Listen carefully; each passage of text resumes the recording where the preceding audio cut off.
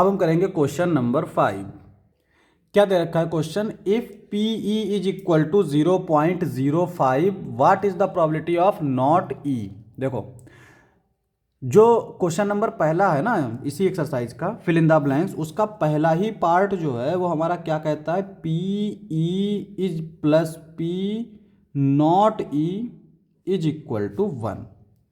तो यानी अगर किसी इवेंट की होने की प्रोबेबिलिटी प्लस उस इवेंट के ना होने की प्रोबेबिलिटी अगर दोनों को ऐड किया जाए तो वो आता है 1। ठीक है, हमसे कह रहा है ये हमें दे रखा है, हमें ये निकालना है। तो जाहिर है एक इक्वेशन में अगर एक वेरिएबल दे रखा होता है तो दूसरा वेरिएबल हम कैसे निकालेंगे, पी नॉट ई। ये फार्मूला है, इसको याद रखेंगे, ये इंपॉर्टेंट फार्मूला है, हमेशा काम आएगा। 1 माइनस पी ई, 1 माइनस 0.05। अब 1 में से 0.05 को कैसे माइनस करते हैं, देखो 0.05 पॉइंट लगा है, इसमें पॉइंट नहीं लगा है। पॉइंट के बाद जितने नंबर इधर हैं उतने ही जीरो बढ़ा लो।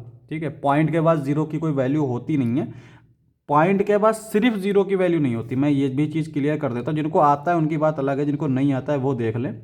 जैसे 1.000 लिखा है तो इसको हम लोग 1 लिखेंगे।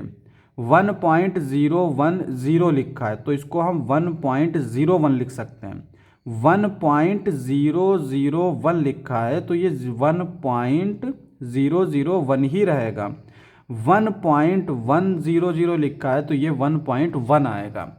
मतलब ये हुआ कि अगर पॉइंट के बाद जीरो है और जीरो के बाद अगर कोई नंबर आ रहा है तो वो पूरा लिखा जाएगा, और अगर उस नंबर के बाद सिर्फ जीरो आ रहा है तो उस जीरो को हम हटा सकते हैं। तो कुल मिला के ये है कि पॉइंट के बाद अगर सिर्फ जीरो है तभी हटाएंगे। तो यहाँ पे सब्ट्रैक्शन करना है, 10 में से 5 गया 5, यहाँ बचा 9, 9 में से 0 गया 9, पॉइंट के नीचे पॉइंट और यहाँ पे 0। तो ये आ गया हमारा 0.95, ये हमारा आंसर हो जाएगा।